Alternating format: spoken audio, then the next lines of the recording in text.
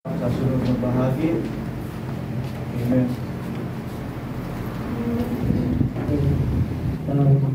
Magandang umaga sa ating Panginoon at ibahin dito sa mga kapatid. Ako po ay dito sa nagpapasalamat sa ating Panginoon sa mga biyaya at pagkakataon na ibinibigay niya sa amin, sa akin. At alam niyo mga kapatid, ang Diyos ay tunay na mabuti dahil yung mga bagay na sabi nga, expect the unexpected pagdating sa Diyos. Kasi may mga bagay na ina-expect ka, pero hindi yung kalooban ng Diyos. May yung ina-expect mo na makukuha mo, na inaasahan mo darating para sa Diyos, hindi pala. Kaya maganda ang plano ng Diyos sa buhay ng bawat isa. Kaya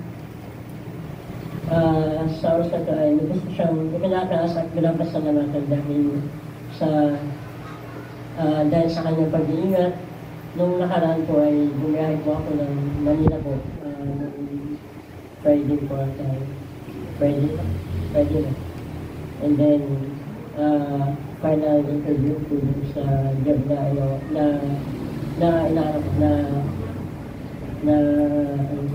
ina-applyan. Ayun, ang nakausap ko po doon ay yung vice president po ng company. Siya po yung nag-interview po sa akin. Akala ko ang foreman nung interview pala. Casual lang. Kaya lubos na po lang ako salamatan ng Diyos kasi hindi ko na-expect na that time sabi niya, sige, ready ka na ba next week? Ganyan. Kaya lubos kong pinapasalamatan ng Diyos sa kabila ng sa sobrang dami ko talagang in-applyan na trabaho online. Siguro may 300 plus na company na na-applyan ko para makapagtrabaho na. Ayun, may mga tumatawag naman nga lang panay rejections. Sa una lang tatawag, ganito ganyan, sasabihin, tapos hanggang sa maghihintay ka, akala mo, tatawag ulit, kala papaasahin ka lang ba. Ay, puli ng Panginoon. Dahil, ayun, sinabi ko kay Mama, kasi nag-fasting ako ng calendar mo, Monday ba? Sabi mo ba? Alam mo, sinabi ko sa kanya yung pwede sa Roma. After this month, magkakatrabaho ako. Sinabi ko rin kay Mama. Kasi din nga, nagkaroon ako ng trabaho na binigay ni Lord na alam ko na may nakikasiguro ang Lord na nakakayahan ko. Kaya binigay niya yung bagay na yun sa akin. Kaya pinataas ko ang Panginoon dahil ito yung faith, yung pananampalataya talaga. Paniwalaan mo yung isang bagay na makukuha mo. Paniwalaan mo yung isang bagay na may pananampalataya at pasasalamat sa Diyos. Dahil sabi nga naman sa Filipos chapter 4:7, yun yung verse ko nung nag-review ako sa Manila. Sabi niya, hindi ko pong memorize. Yung Filipos 4:7. Ito yung verse na pinanghawakan ko nung nakuha ko ito kay Pastor Efren din. Sabi niya, 4:7 po.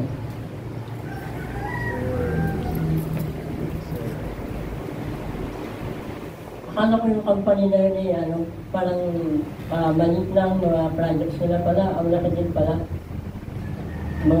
Inassign nga po ako sa agad eh. Sabi niya, kasi i-assign ko ka sa MRT, sabi niya. Kasama mo yung mga engineers dito. Sabi ko dito,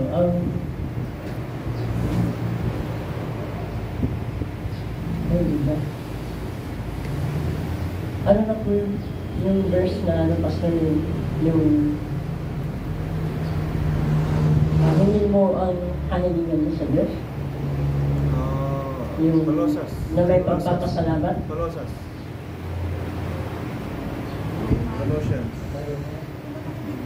Ayun. Yun. Yan natin.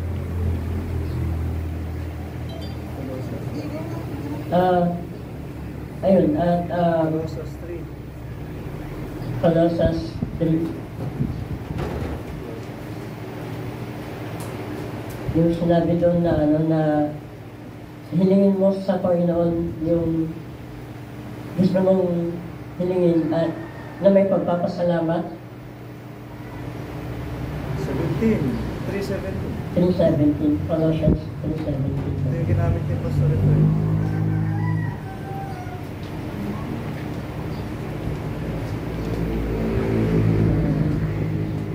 Meron pa yung isa. At ano mang inyong ginagawa sa salita o sa gawa, gawin ninyo lahat sa pangalan ng Panginoong Jesus, na nagpapasalamat kayo sa Diyos sa pamamagitan niyo. Kaya patuloy lang tayo manampalataya sa Panginoon dahil yung mga bagay na gusto mong hingin sa Panginoon na mayroong pananampalataya, pagpapasalamat ay hindi siya magdadoubt, hindi siya mag-aalilangan na ibigay sa yung bagay na yun na alam niya na kaya mo. At hindi naman magbibigay ang Diyos ng pagsubok o challenges na hindi mo kaya. Dahil ang Diyos ay mabuti at mapagpalang Diyos. Hallelujah. Kaya guys, rin po siya pasalamatan at amitan. Amen.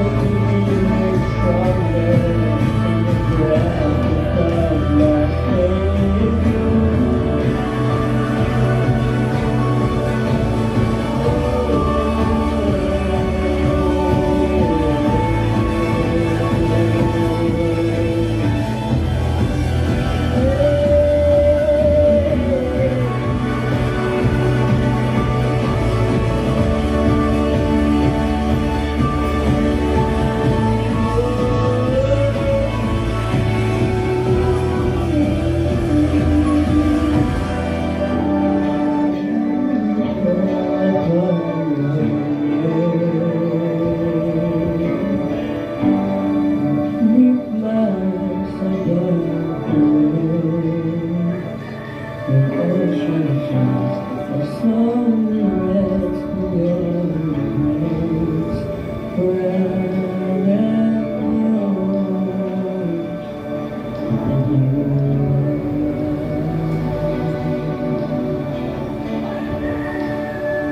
Kaya sa Diyos lamang po ang kukulit ng sagot.